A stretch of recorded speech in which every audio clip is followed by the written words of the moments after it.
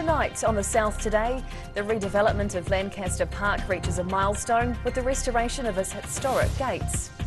Southern cities prepare for Daffodil Day as the seasonal blooms are delivered by vintage transport. And dogs hit the slopes at Coronet Peak to cap off the ski area's 75th anniversary celebrations.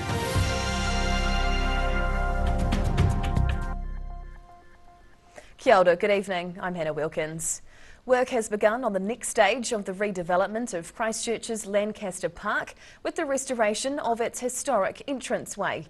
The 97-year-old War Memorial Gates are undergoing an extensive structural rebuild with the goal of reopening by the end of the year. Millions of people over the best part of the last century have walked through these historic gates to get into events at Lancaster Park. The gates were built in 1924 to commemorate the sacrifice of Canterbury athletes during World War I, but were badly damaged in the 2011 earthquake. Now work's begun to rebuild this important piece of Christchurch's heritage. As we dug deeper, we found quite a bit of work that needed to be done. Concrete cancer was a phrase that came out, so very old concrete, wasn't structurally sound anymore, so we're basically having to rebuild it. The extensive rebuild of the 97-year-old gates is expected to cost about $1.8 million. And the project team are making sure all the historical elements of the building's restoration are respected. This place has been the region's sporting mecca for so many decades. It's really important that we retain these really important historical monuments. It's hoped the Lancaster Park War Memorial Gates can reopen later this year. In Christchurch, the South Today. An ambitious new report has suggested promoting Dunedin as an art destination could help attract tourists back to the city. The 11-page report was commissioned for Enterprise Dunedin. It says the city has a long history associated with literature, art, museums, film and design. And 8 years ago, Dunedin was recognised by UNESCO as a city of literature. There are already poetry and writers' trails, but the report suggests an additional art bike trail, along with expanding the current arts festivals.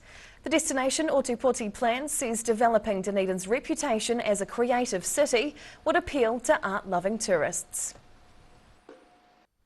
This coming Friday is the Cancer Society's annual fundraiser, Daffodil Day. And in the lead-up, vintage car clubs across the country are helping to promote and raise funds for the worthy cause.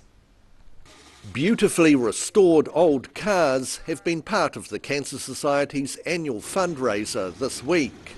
Each year, every vintage car club across New Zealand makes a point of hosting a fundraising car run on the Sunday before Daffodil Day.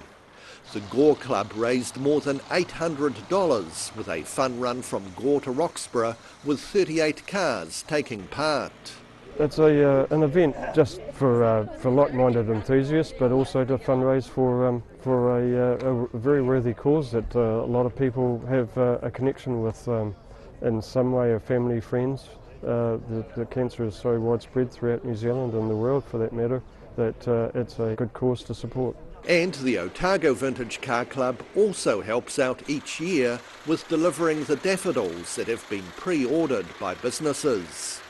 Club member Graham Duthie says using the vintage cars for the deliveries is a fun way to promote the worthy cause. It's a thing we bring our cars out normally and use our vintage cars, and that publicises it more. Daffodil Day has been held on the last Friday of August for more than 30 years. As well as a fundraiser, it also symbolises hope for all New Zealanders impacted by cancer. In Gore and Dunedin, the South Today. Hundreds of preschoolers and school pupils flocked to ILT Stadium Southland yesterday for their first day of the Polyfest. 14 schools performed on stage, ranging in age from toddlers through to high school pupils.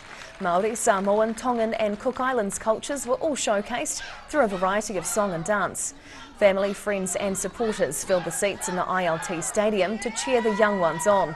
It's the first time since 2019 that schools were able to perform in front of spectators, with the event having been hosted online for the past 2 years. What began as a personal podcasting hobby for an Otago University student is now gaining traction in academic circles.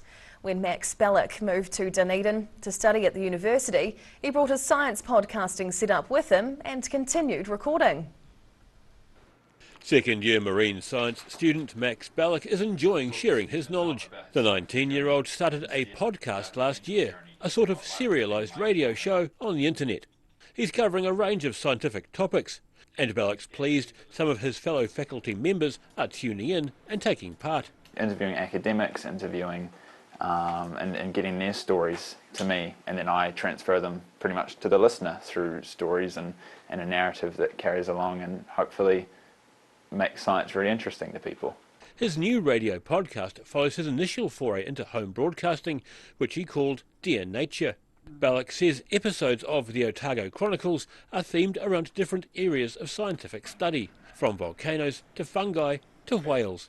And he says the number of people tuning in is growing. The listener count is 3, 4, 5 times what I've had in a year, and that's only happened in a week. And I think we're getting people from all walks of life, and you can see on the data there's people listening from all over the world, so I'm really impressed, yeah. Bellick's Chronicles are available to listen and download on major podcast streaming sites.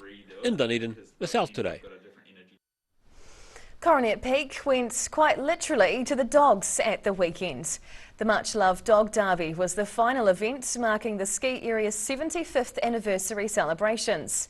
The event was described as a bit of carnage and chaos, with apparently a fair amount of yellow and brown snow left behind. A day for the dogs in Queenstown. The Dog Derby is the final event for Coronet Peak's 75th celebrations. The day of chaotic dog racing involves wild ride for both owners and the poochers over a quick dash. It's sort of like Bedlam. They cane it all the way down, they got to get to the bottom, and then they've got to have their dogs go around a marker, sort of like a little bit of a dog trials sort of a situation. The event has been running for 50 years and was usually held during the renowned Queenstown Winter Festival. Dogs on chairlifts, lots of excitement and a bit of tumbling were all on the cards for the day.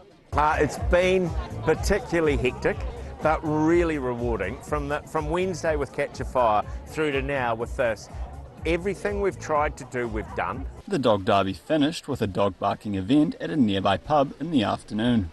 At Coronet Peak, the South Today. Whai Akane, still to come on the South Today. The big rigs are shined up and on show down south, with Hug a Rig Day being chalked up as another roaring success. And the Premier hockey season wraps up in Gore with nail biters to the last second in both the men and women's finals.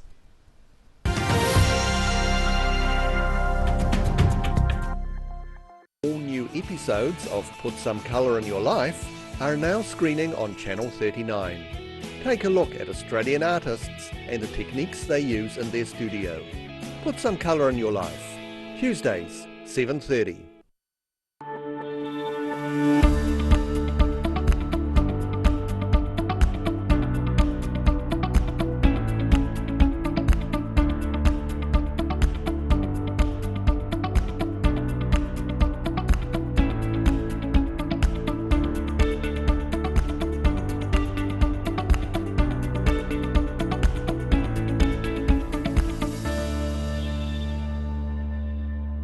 A poorly maintained heat pump can lose up to 35% of its output. The Mr. Heat Pump Cleaner team are experts. Their specially developed chemical wash is totally biodegradable. Call Mr. Heat Pump Cleaner and get the job done by the professionals.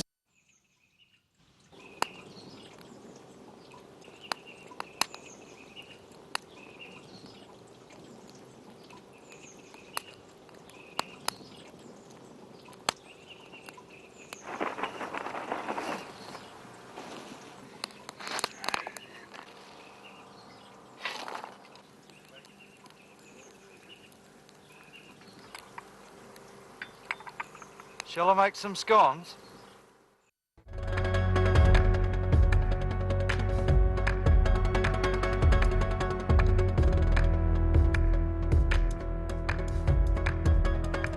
If you're at risk of developing melanoma skin cancer, you owe it to yourself to have a mole map. MolMat is coming to your area. Phone today to make an appointment. It could save your life. Hungry for a deal? Well, now you can have your cake and eat it too. 24/24. This weekend, my mate John's taking 24% off everything. Plus, you can pay it off over 24 months interest-free. Don't put up with your old furniture anymore. Get the gear you need today and save. 24/24. Where did you get that furniture from? Stafford Street. And my mate John.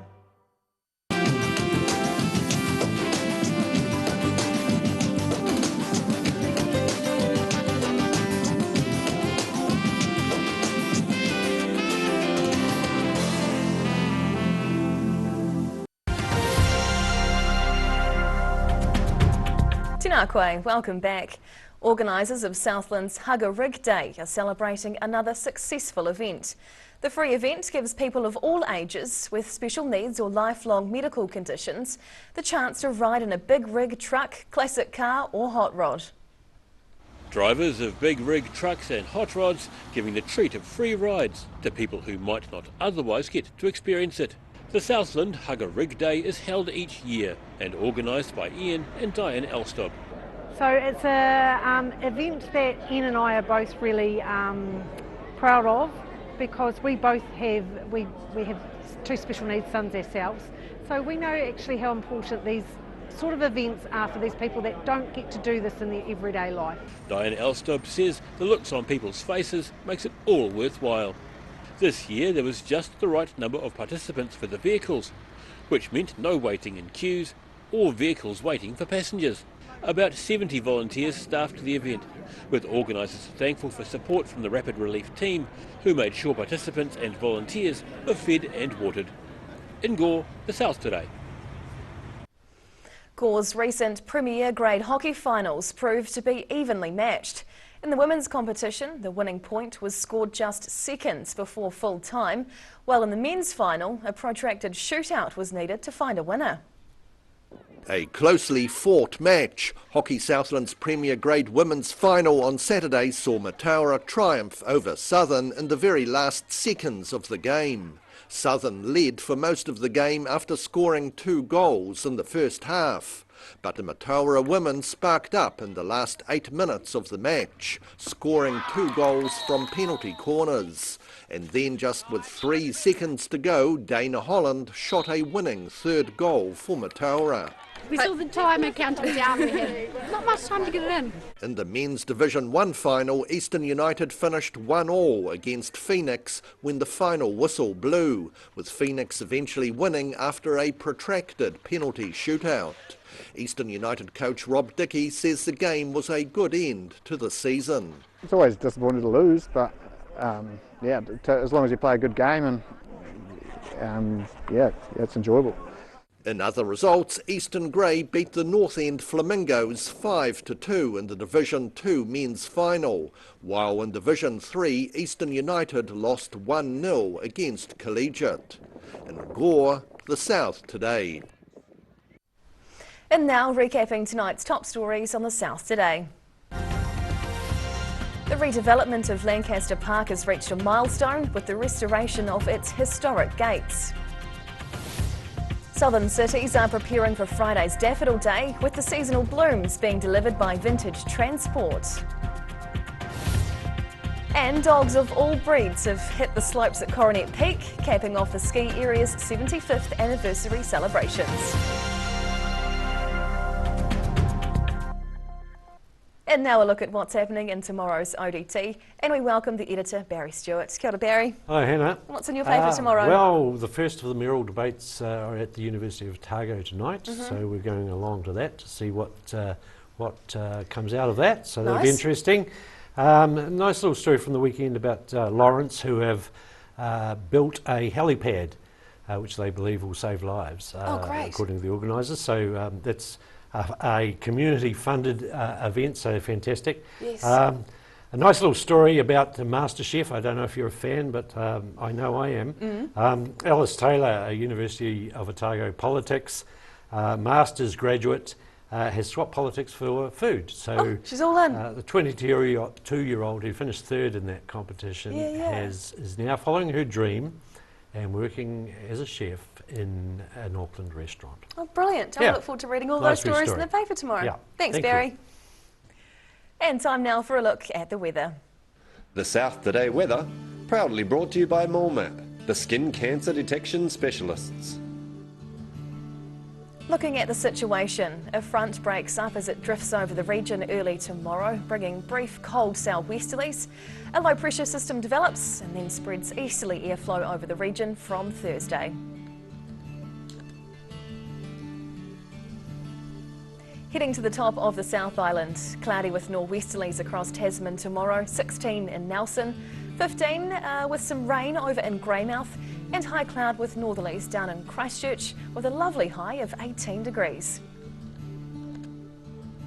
Travelling to South Canterbury and North Otago, a bit of cloud about with light winds as we move down through the middle of the South Island. Ashburton's getting a nice 17 tomorrow, 15 as we head down to Timaru, and just further south, Iwamiru is in for a 14-degree day. Westwards now to the Central Lakes and the chance of rain for some. Both Wanaka and Queenstown can expect a showery day with southwest winds and a high of 13. To Alex next, where it'll be a bit breezy with a few clouds up in the sky to break up all the blue, heading for a high of 14 degrees. Heading further south, well, it's 13s all around for Balclutha, Gore and the Catlins, making it a nice clear day, becoming fine with moderate southwest winds. Now down to the deep south. Showers tonight in Invercargill with cooler southwesterlies and a low of 10 degrees. Tomorrow, cloudy with showers clearing before a sunny day with southwest winds, warming up to 14 degrees. Thursday will be cloudy too with a few showers and westerlies, getting up to a high of 10 degrees. And lastly, heading to Dunedin. High cloud and northerlies tonight, down to 10 degrees. Cloudy and wet at first, then gusty northerlies and sunshine around midday before late showers and cool southwest winds, the high 14 degrees. Into Thursday, overcast and rather cold with fresh nor'easterlies and a top temperature of 10 degrees. And that's the news this Tuesday. For the latest news and videos from the southern region, head online to odt.co.nz. And you can follow Channel 39 on YouTube to catch our news bulletins on demand. We'll see you again tomorrow. Ka kite a popo.